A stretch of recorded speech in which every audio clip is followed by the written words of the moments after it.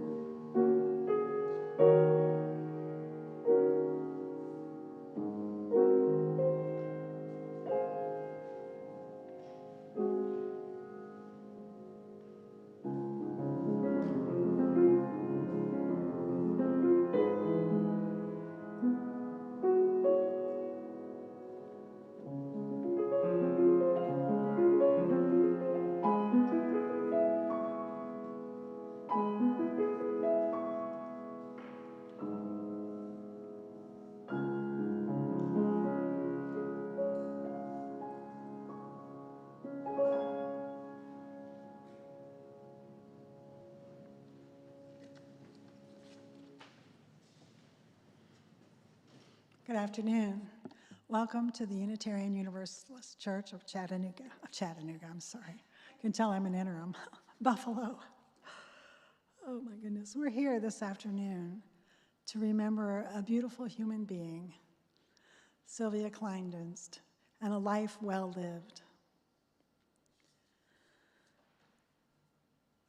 These words are from Khalil Gibran. We are gathered here this afternoon by death, the end of a good person's life, the life of Sylvia Kleindinst. Though we will mourn, for mourn we must, let this also be a time of remembering the person she was. And let this be a time of affirming the kind of life which she lived. Let this then not be so much a time for brooding upon death, but a time for considering, celebrating a human life, the life that was Sylvia's life. And how true are the words of Khalil Gibran, who wrote, "When you are sorrowful, look again in your heart, and you shall see that in truth you are weeping for that which has been your delight." And Sylvia was certainly a delight. A Unitarian Universalist and a member of this congregation in spirit. She was a faithful YouTube watcher. Thanks to COVID, we started streaming our services. So we'll light our chalice this morning, which is a custom of the Unitarian Universalist Church. In this time of remembrance, may this light illuminate our heart and remind us of the flame of ongoing light. In our season of grief, we light this chalice in gratitude to those now gone who kept alive the flame within us. And as we remember Sylvia this afternoon, may today bring forth transformation in ourselves. Transformation from grief, healing, from memory, wholeness, and from celebration and love.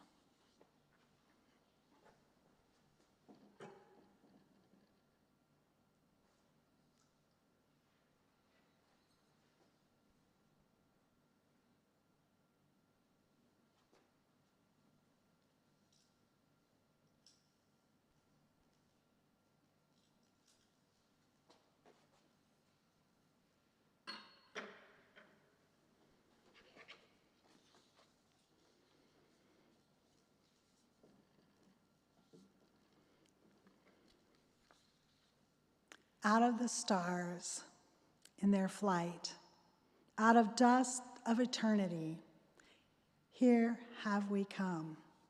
Stardust and sunlight mingling with time and space. Time out of time before time, in the vastness of space, Earth spun to orbit the sun.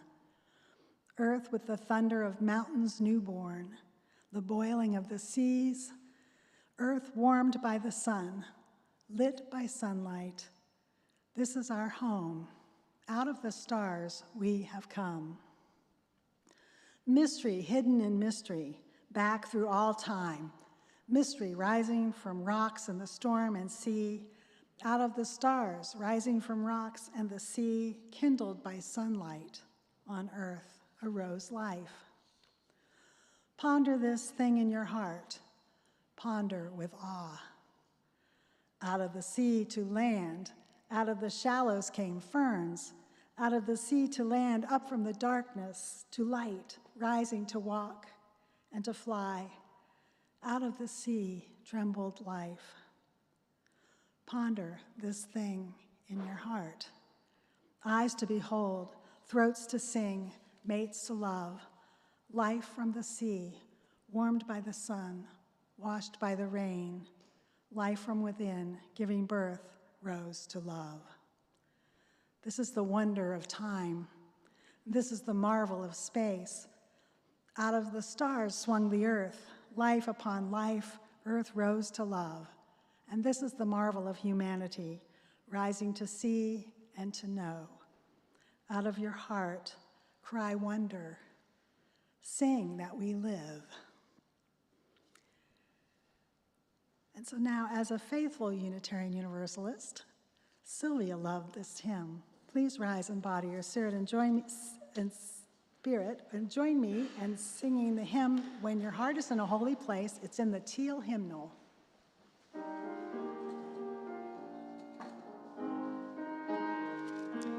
10:08.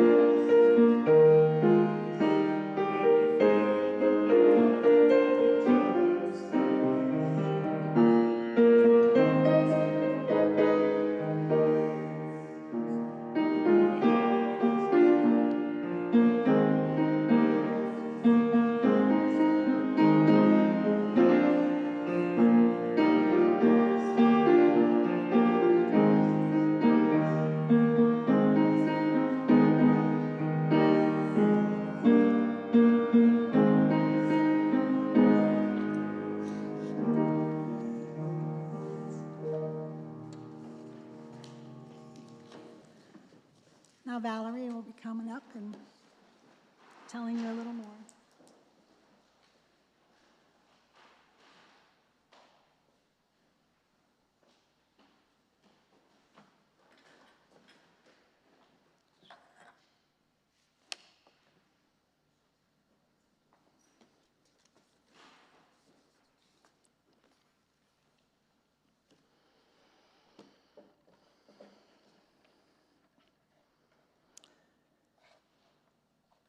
So if I can't hold it together for any reason, I just you just think of it as a prayer time, a meditation. And Paula, my partner here, said something interesting to me yesterday. She said, "Valerie, you're grieving your whole family line. I'm the last one standing." And I've just gone through so many photographs in these last 4 months. When my mom died in June, I just started going through things, and it's just still massive. Like, the amount of stuff she collected was kind of unbelievable. So I'm going to address some of that today with what I talk about, and we're going to see a film of her childhood, which she kept going back to over and over again. So this is what I wrote. How does one capture the essence of another, especially when that other has been the mother who has been part of one's life for over half a century? My mother, Sylvia, has been part of my thoughts, feelings, conversations, mental landscape for these past 61 years, and she will continue to be so as I move along in life without her physical presence. Who she was to me continues to evolve even as I write this. Who she was includes my grandparents, my great-grandparents, and my ancestors who first settled on the Connecticut River coming from England in the 1600s, and then slowly moved out west. My mother loved studying our genealogy and had memorized the names of people from our direct line and enjoyed repeating some of the stories about them. I say this because I could see her strength coming from a long line of steady folk who had settled on the plains. Her imagination was allowed to take flight, and she was encouraged to study whatever and wherever her interests took her.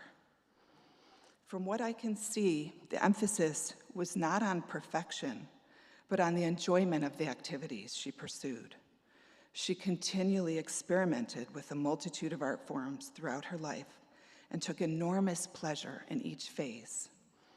Whether it be photography, stitchery, painting, and later to a rediscovered interest in creating paper dolls, mail art exchanges with her very good friend Niall Vagapov in Russia, who, by the way, probably doesn't know that she is deceased because of the war in Ukraine. He just disappeared from the correspondence. And then, of course, collecting dolls, paper dolls, and early American theater magazines and Vogue magazines, and on it went. Man, could she collect. She was always dipping into her memory, making paintings from photographs of old barns, how she loved the textures of decay and patina and time-worn structures. She loved antiquing in her early days and often spoke about a particular moment where a neighbor opened his garage door. I think this was in Brockport when we lived there. He opened his garage door to sell off his father's estate, so he'd have room for his motorcycles. He had no idea what he had in there, just a bunch of crap, I think he thought. But boy, it was filled with treasures, and both my parents were. So I think we still have some of those things because she didn't give up anything easily. Her enthusiasm for the arts never waned up until her very last days. And she kept an eye. She always knew what was happening. And she supported all of her fellow artists, served on the Tri-Main or the Impact Gallery board. She was part of the salon meetings. She really wanted me to join her in every activity that she loved, and it was just, I couldn't follow her. I couldn't. Certainly had my own trajectories in life. And so after attending about 30 paper doll conventions, I think she had collected a lot of stuff, and she'd ask me, why do you want to go to another Jungian seminar series? Why? You've been to so many. And I said, well, why do you want to go to another paper doll convention? What? Because you have fun, because it's fun. I like it, enjoy it. I'm missing her keenly. And I've had the opportunity to see her in greater depth through sifting and sorting through. It's not only her life's treasures, but she kept record-keeping books, and my great-grandparents and great-grandparents, just daily life records. My great-grandfather's Civil War diaries are amidst the treasures. So I've gotten to look at her through the lens of her doting parents. This was, strangely, it's amazing how you can have somebody right in front of you, but not really see them fully. And I've always had kind of this only child as a mother who was doted upon by her parents, but I never really realized just how much. And so our relationship certainly changed over the years. We were sisterly growing up in a lot of ways. Of course, she was motherly, sisterly, friendly. And then at the end of her life, I became her mother, very much so, in a lot of ways, taking care of her. But she became, so she was a great source of joy to these two parents. And they doted upon her. They couldn't have another child. My grandmother could not have another baby. But she kept going back also, as I said before, into her artwork, so much of her art revolves around her childhood. And at the end, I couldn't find the clip, it's 11 minutes long, that I'm going to show you about her childhood, or it's a silent film. My grandfather started filming when he got his first camera in 1940. Of course, she was the person who they were filming constantly. But I misplaced this film, and she, in her state, her declining state, kept saying, like, where's the film? Where's the film? I have to see it. So I finally found it, and when I played it, it was like the heavens had parted, and she went back to those forces that had shaped her. And she was so calm. So I'm just going to play you a little part of it, and it ends with, well, I'll say a few words as it's shown. So we can play the video now.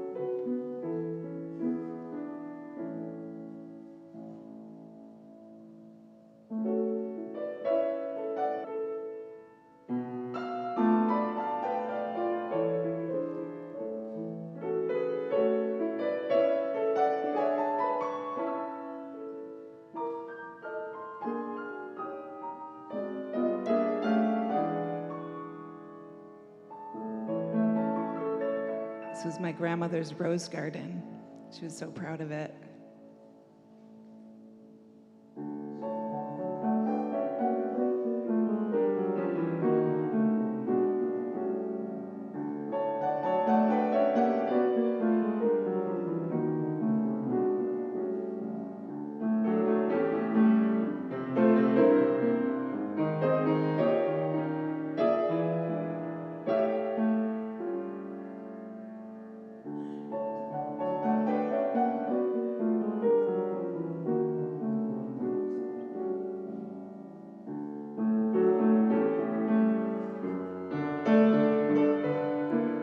Small town, Nebraska.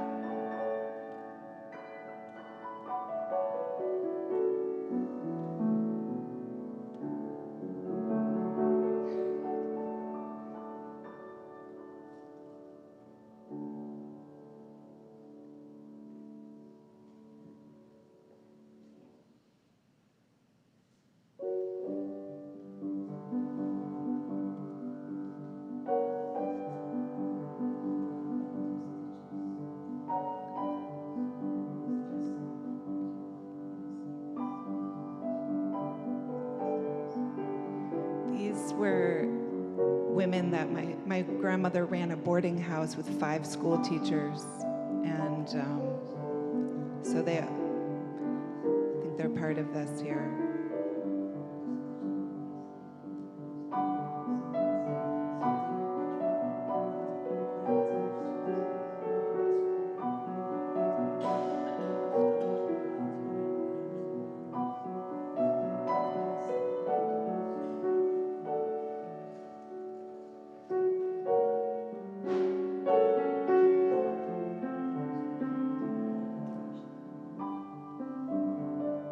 I love this shot of the janitor.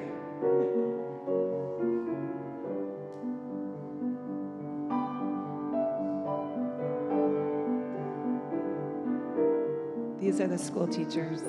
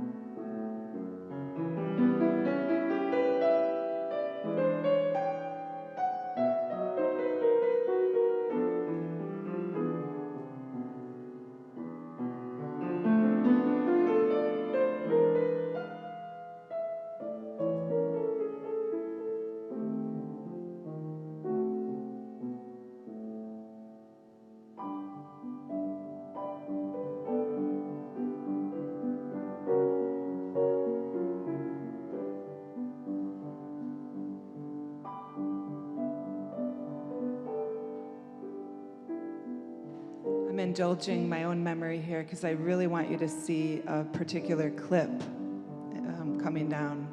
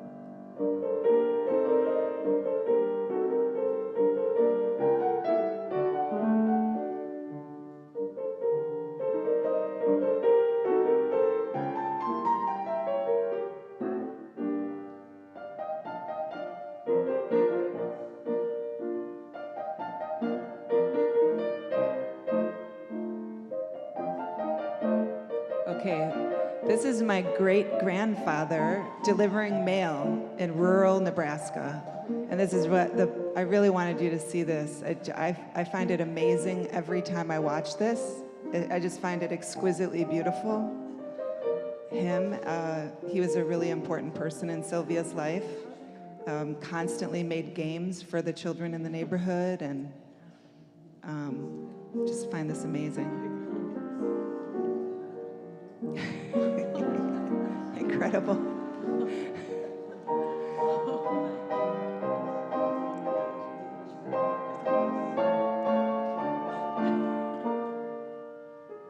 I don't know what kind of car that is. Look at that.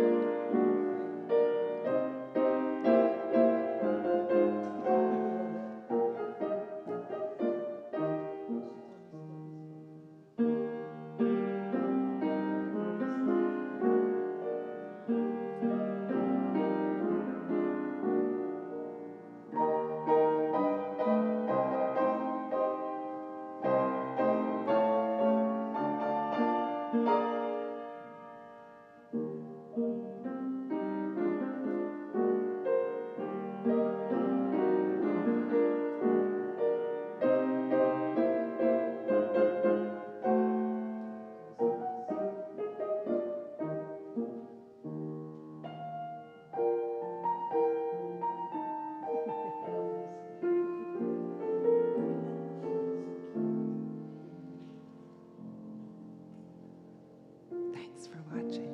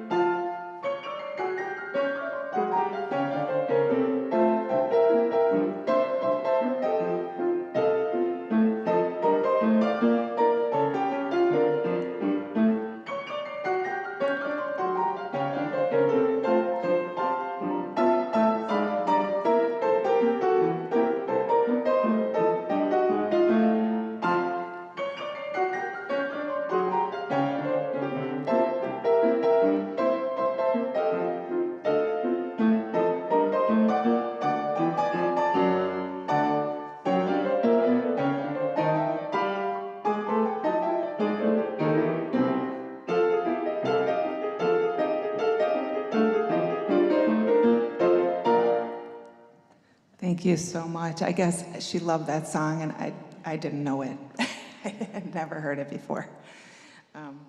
So I wanted to call up Mary Kinney. She had a letter to my mother she'd like to read.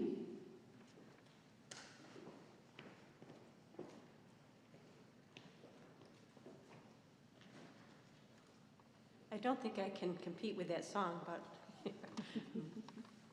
Sylvia, I am looking at a box of 1950s Barbie dolls sitting on the shelf over my desk. They're the ones you found online a few years back after I told you about the same dolls from my childhood, and you knew exactly which dolls they were and where to find them. If I recall correctly, we brought the little Christmas tree to your home and you placed the dolls under it. By the time we were done decorating, the whole tree was completely covered with your handcrafted origami and stuffed fabric ornaments.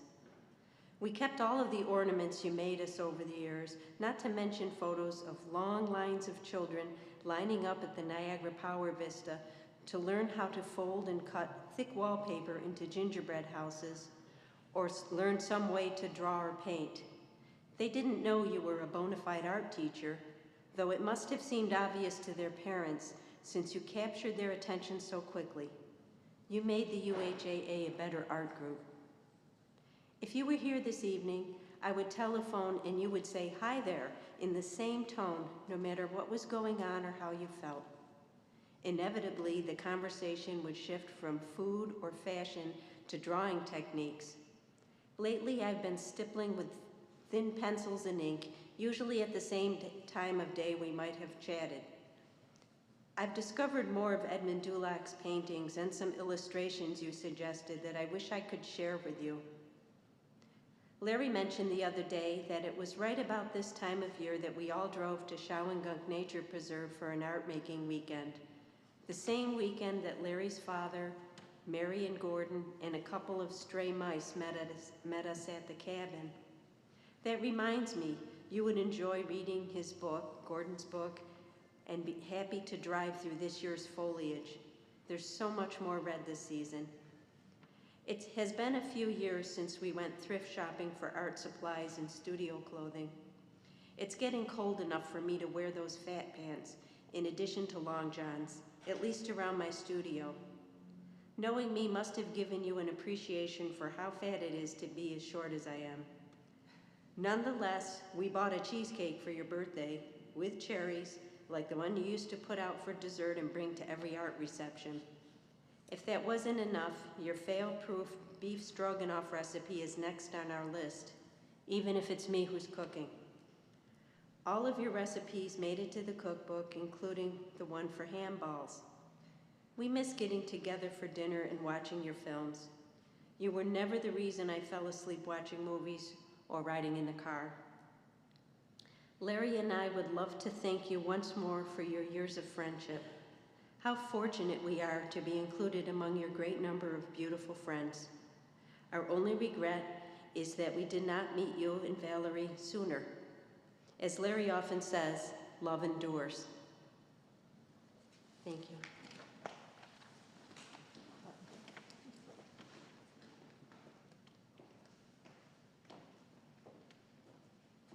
That was so beautiful. I don't have anybody else planned. I just kind of left it open if anybody would like to say a few words. Susie? Sue is my cousin here from Massachusetts who came.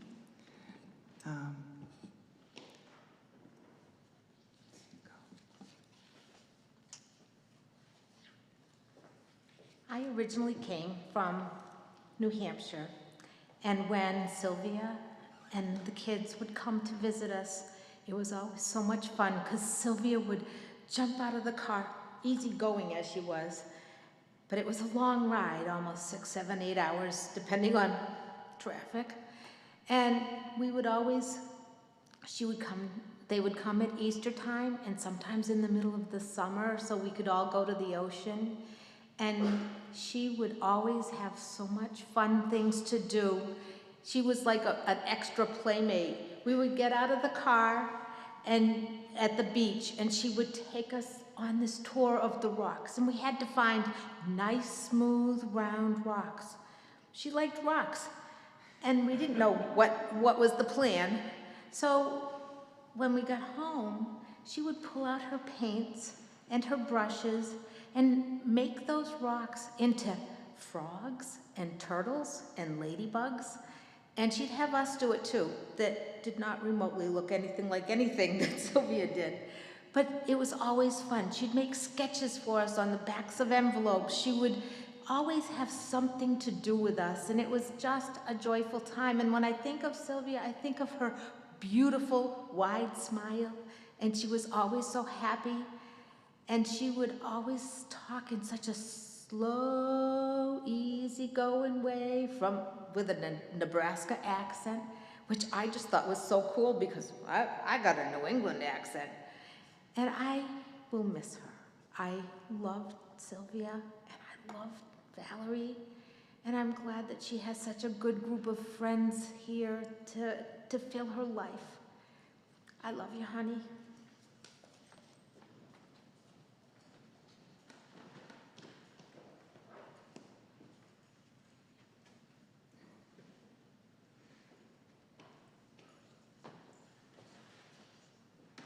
Would anybody else like to say a few words? If not, we'll move along. Oh, Nancy, my other cousin. Okay.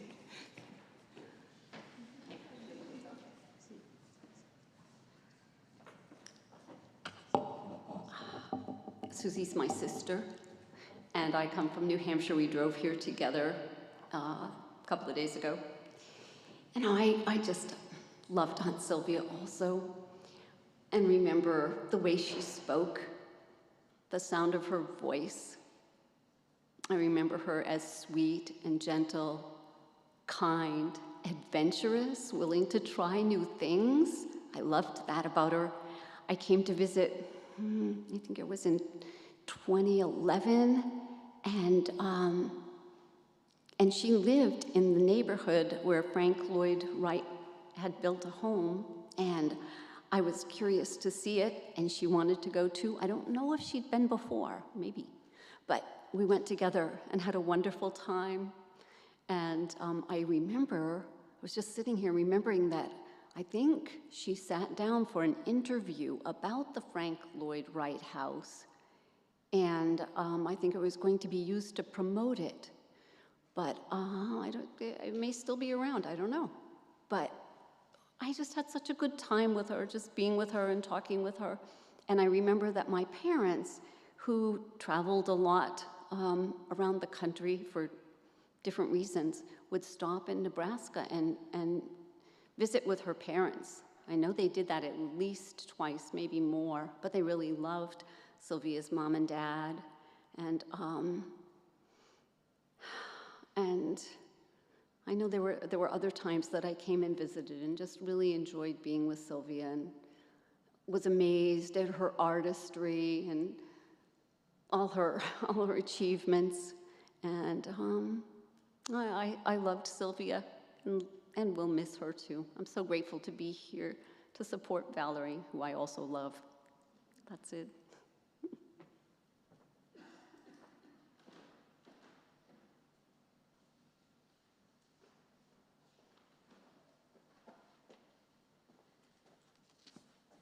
Does anybody else have a memory or a story they'd like to share at this time about Sylvia, about how she touched your life?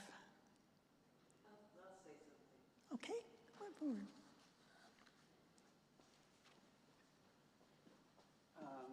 It's a great celebration of Sylvia's life that you put together, Valerie. I was lucky enough to know Sylvia her last year of life. And Valerie, as you all know, is a world traveler. So we started dating, and Valerie was away. And then she came back, and then she was away. And I would go and watch football games with Sylvia, which is really seems not congruent with her personality. But she loved watching football. And so we would sit around and have chips and bison dip. And she struck me immediately as a really special person. She was very elegant and beautiful physically, even in her decline, in her skinny little bony body. She had a beautiful 1940s Katharine Hepburn sort of elegance. But her kindness and her gentleness really slowed me down and just made me reflect. And her presence with her art around her and her movies and her past filled up into the future and was very real in the present. And of course, she had very loving people around her, Monica. But I will just tell you a funny little anecdote, because we'd be watching football, and I'm actually not even a big football fan, but when I'm into something, I'm into it. And so I would get up and start screaming when there was a touchdown or a fumble. And I'd look over, and Sylvia would go, "Oh," like a little owl. It could be, you know, three players were down, and Josh Allen was jumping over them all and scoring, and she'd go, "Oh," just like a little bird. And so just a beautiful, gentle presence. But the other part of this story is she loved watching certain teams because of the quarterbacks. And she had a couple crushes. One, I don't know how she liked this guy, Mahomes, with the Chiefs. But she loved looking at the quarterback of the Jaguars, Trevor Lawrence. And she was fascinated with his face. So we'd be watching the game, and she'd be talking about how she would draw him. And in fact, he has a very odd face. And so I would send her pictures, close-ups of his face, texting, and she would comment on it. But he has a really his face is kind of like a jaguar. But she was thinking the whole time about presence and portrait. So just a really beautiful, reflective moments that I was able to share with her. And wherever Valerie was, she was so dedicated to wherever you were traveling. And she would watch documentaries with Monica about whatever place Valerie was in, so she could be there with her.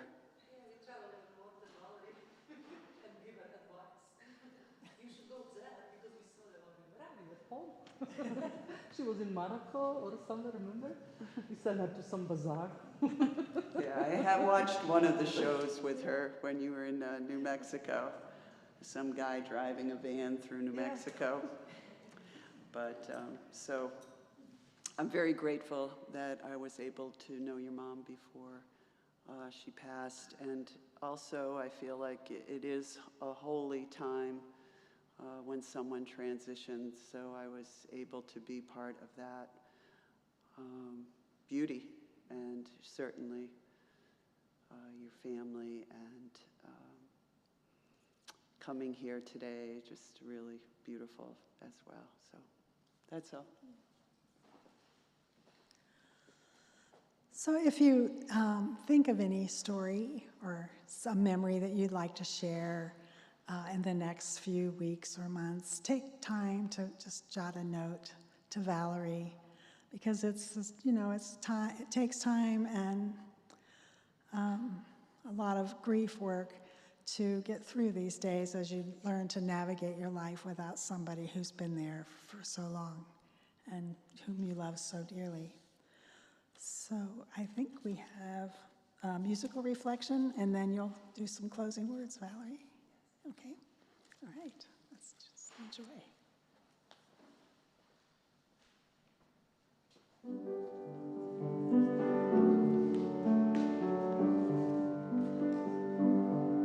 You're not a dream, you're not an angel, you're a man. I'm not a queen, I am.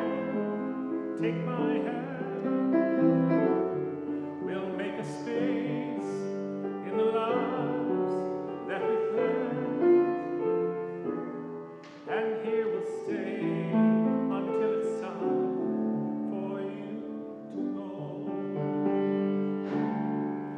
Yes, we're different, worlds apart, we're not the same. We laughed and played at the start like a game. You could have stayed outside my heart, but in you came. And here you'll stay until it's time for you to go. Don't ask why. Don't ask how. Don't ask forever. Love me now. This love of mine had no beginning, it has no end. I was an oak, now I'm a willow, now I can bend. And though I'll never in my life see you again, still I'll stay until it's time for you to go. Don't ask why of me. Don't ask how of me. Don't ask forever of me. Love me now. You're not a dream. You're not an angel. You're a man. I'm not a queen. I'm a woman. Take my hand. We'll make a space in the lives that we planned. And here we'll stay until it's time for you to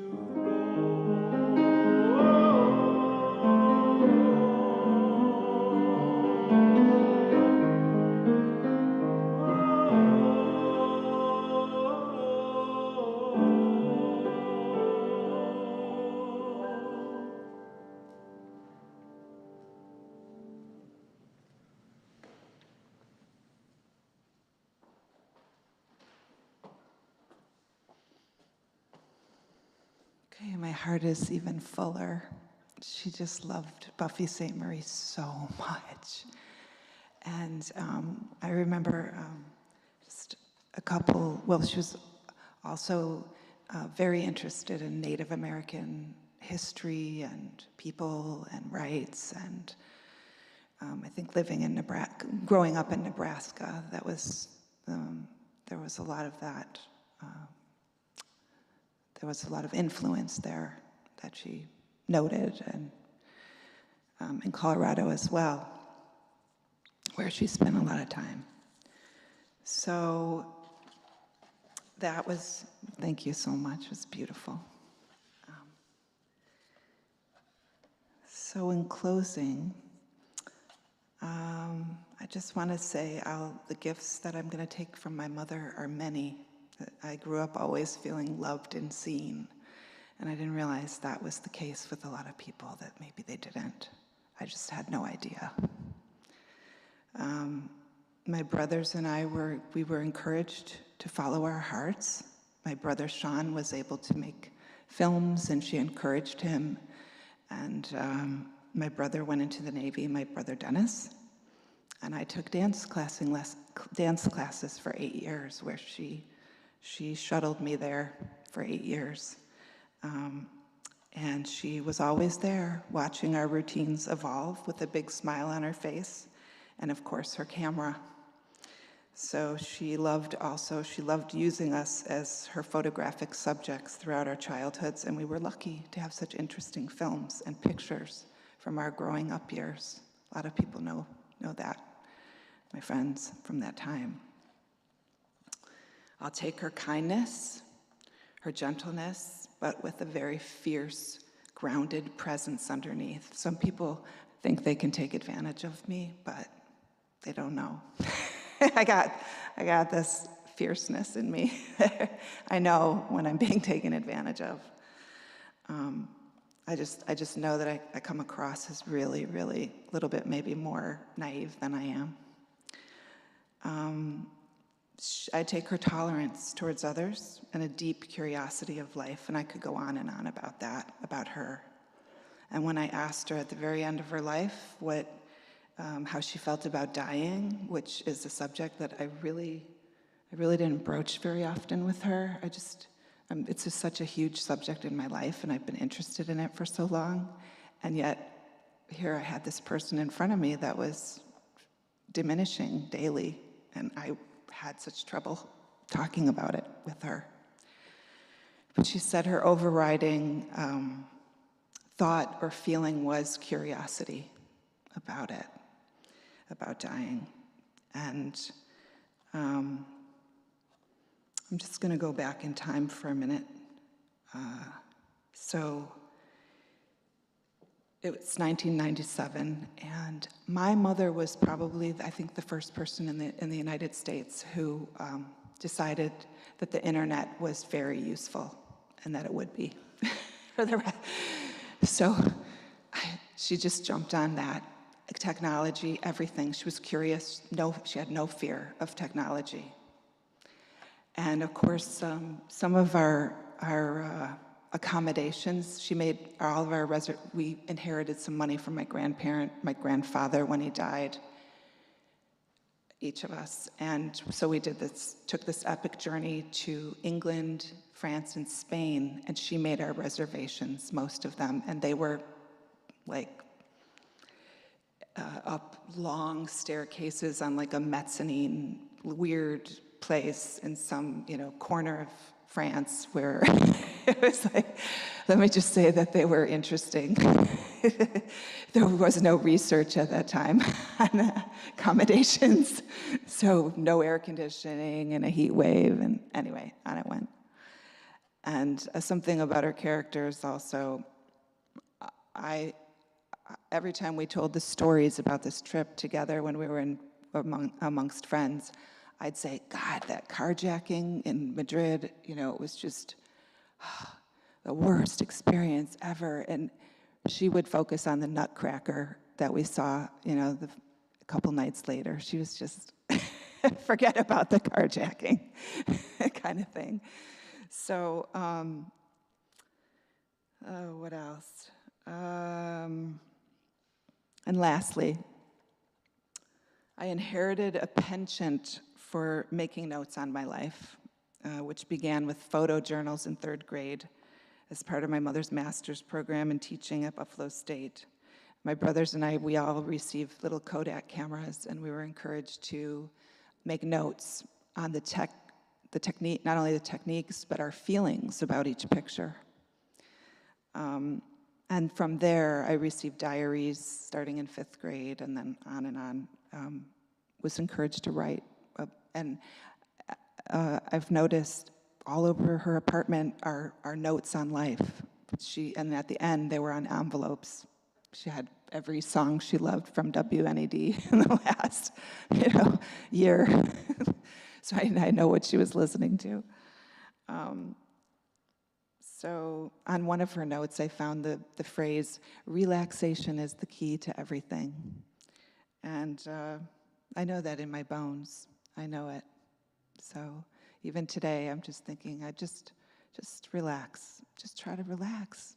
It was hard, but I'm feeling pretty relaxed just looking at who I have here. And then while speaking in the end with the chaplain from hospice, she reviewed her life. She had only one meeting with Drew, but she said, I've had a good, happy life. And she sighed.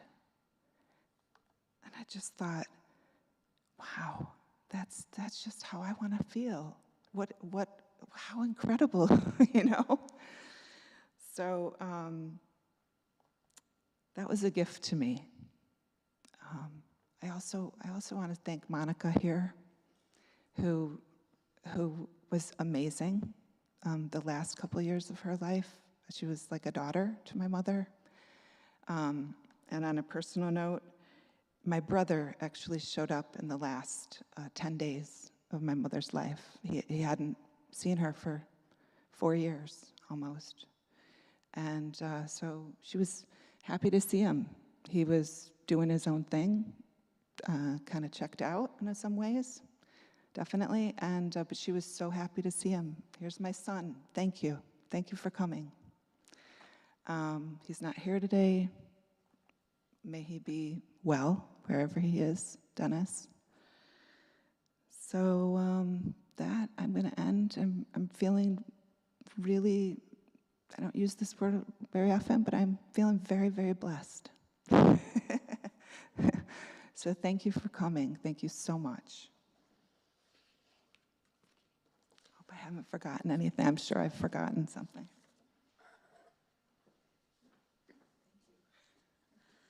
Well, it's hard to wrap up 86 years of life in, one service. You'll have an opportunity in the parish hall to reminisce and see some of the photos and some of Sylvia's work. When I went to visit Valerie at her apartment, there were paper dolls everywhere. My mother was a little older than Sylvia, but she used to make paper dolls for me. I'm that old. So it was just like kind of memory going back for me as well. It was a blessing. It's always a gift to learn about somebody's life well lived. It's an inspiration to me.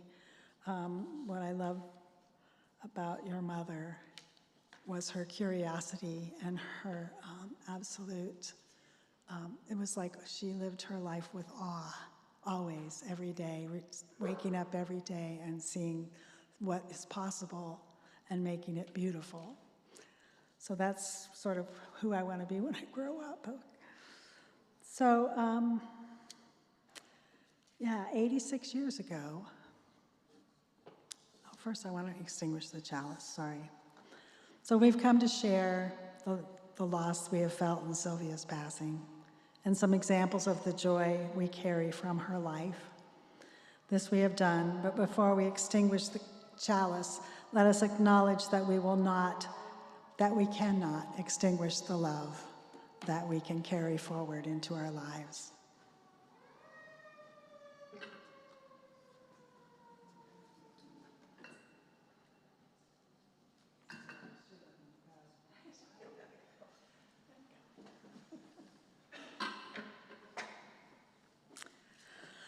All right, 86 years ago, a few atoms collided into each other. These atoms had existed since the beginning of time. They made up stars. They were made up of stars and dirt and water and the earth.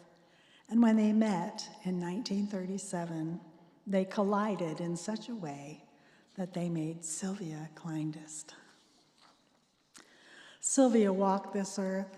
She blessed many people. She did her best. She did more than her best. She parented 3 children, and she brought creativity, love and curiosity and passion into the world. But now these atoms have moved on, and they are going on to build other things. And while her body has died, Sylvia will live on through your thoughts, through her creativity and her art and her curiosity and legacy. All of these things shall live through you. So let Sylvia's name be inscribed on the tree of life forever. And now may you go in peace, and may you go in love, and may you honor this woman through your actions by saying yes to life and yes to love. May it be so. Blessed be.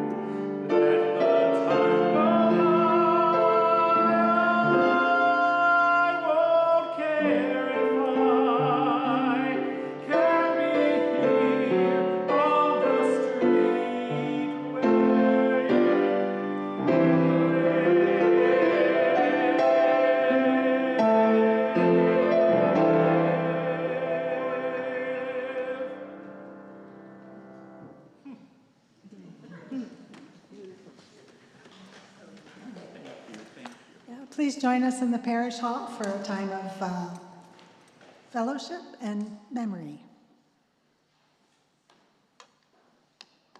Thank you for coming.